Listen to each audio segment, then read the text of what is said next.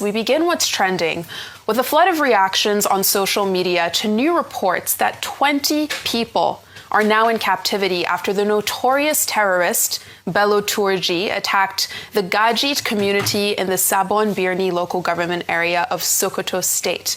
Now, here's what we know. The kidnapping took place on Tuesday, with both men and women abducted, and 2 people were injured. It comes as Turji, as you see on your screen, has indicated his plans to fully control parts of eastern Sokoto State, which has led to the mass displacement of residents and families, as seen in this video you see, that has been trending all week. I'll take some quick reactions to people. One person says, nah, what is all this? And why do we even have executives? How can a bandit be this loud and bold, yet nothing has been done? The more you look at the ongoing scenes in Nigeria, the more you question your sanity. Joseph says, is there no police in northern Nigeria? Why are these terrorists moving from town to town without being challenged? But police mount checkpoints in southern Nigeria to extort motorists.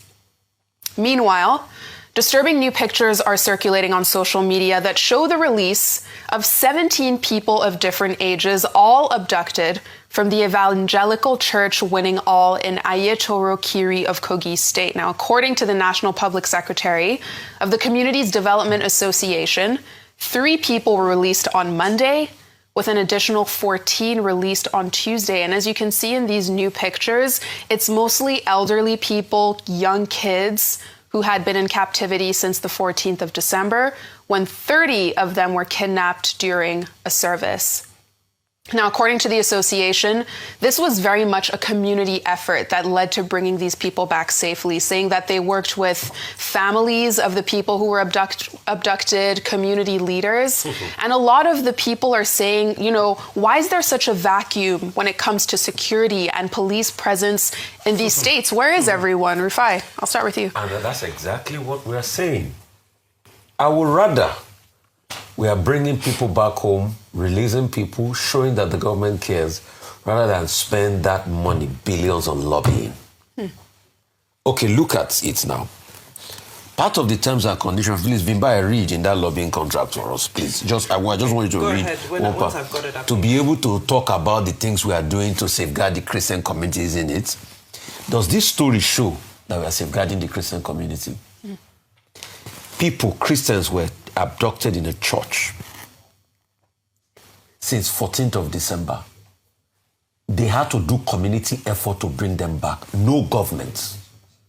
And it's not only them. These ones, they will have paid some ransom. So with a story like this, very good. Through as in communicating its action to protect Nigerian Christian communities, maintaining U.S. support in countering jihadist group and other disabilities. Does this communicate action that you are protecting Christian communities, where it is the Christian communities that had to look for a way to be able to get their people out? See the way they were dehumanized. Let me talk about a case. Reverend Archie was killed just because of his faith. We've been making an agenda for his wife that has been in captivity since Reverend Archie was killed weeks ago. I've been advocating for Reverend Archie's killing when I was on holidays in England. I came back to this country on the 3rd of December. So before then, Reverend Archie's wife had been in captivity. I don't know if they have released Reverend Archie's wife, only if they will release her tomorrow. No government agency. The last time, it was the family that was running around. Reverend Archie's body was only released after the family had gone to put some money forward to the criminals.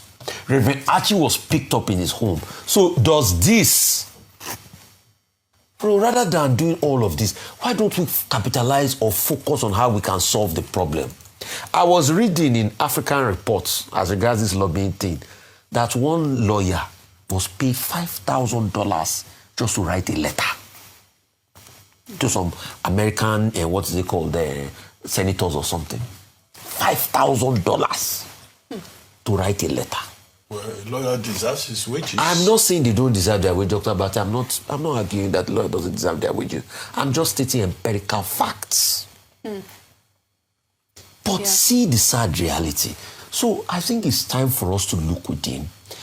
As we speak today, I don't even know, maybe if the government, let's even set up a website, a glossary of all of those and index that have been kidnapped, so that we even know the cases that are currently on, the cases that we are pursuing, because I know it can even be overwhelming that they even lost track of most of these cases. The cases that have been opened up, what's the coordinated effort? See this woman, see what she has been through. Her face tells the story of Nigeria. When we say Nigeria happened now, the data boys and those under PRU establishment, they will come and tell you that you are stupid, you are mad, that you hate Nigeria. The emergency lovers of Nigeria will come. Yeah. So maybe if we can even set up the website, have a glossary, a reporting website that we can all harmonize, so that we know the cases that we are even tracking. And please, for what it's worth, ensure that Reverend Archie's wife gets out there. Absolutely, solutions. Okay, the whole issue is about the worsening state of insecurity in Nigeria and the impunity of non-state actors. Bello Tuji Kachala, those are his full names, known for short as Bello Tuji, is considered the most notorious terrorist bandit in the northwestern part of Nigeria. Now, before this latest attack in that local government in Sokoto, it was reported to have given the people in that area 24 hours notice to leave their homes. And I think there were videos of persons actually running away. And then this latest attack, he taking control of the place, injuring people, abducting more than 20 residents in that community in Sokoto East. Now, this Bello Tuji first came to fame, I think, in 2022, when in one particular incident, he was reported to have killed over 200 persons, he and his gang. Now, do you know the irony? The irony is that at a point, this same Bello Tuji, whether he was granted interview or whatever, was reported to have been given Hilux vehicles by a sitting governor in Nigeria. So this romance between authority figures and bandits and terrorists who should be arrested and brought to book is part of the problem.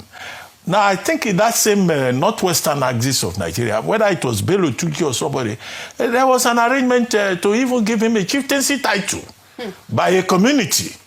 So you see, the impunity of non-state actors emboldens them, and the connivance of the state or state figures encourages these non-state actors to continue in this regard. It's not as if the authorities do not know who he is. It's not as if they don't know where he operates. So it speaks beyond insecurity to the failure of the state to apprehend these criminal elements. Absolutely. And it's the same thing with the Ekwa Church in Kogi State, right? In a community in Kogi State. Now, over 30 persons were abducted on December 14. Now, on January 1, we were told that 4 persons were released. By January 13, 4 persons were released because 3 were reported to have died. They gave them 3 corpses, released 4. On January 13, they released 14 more persons. Now, on January 14, they released another set of 6. Now they've released total 24 persons. We're told that 17 persons are still in custody.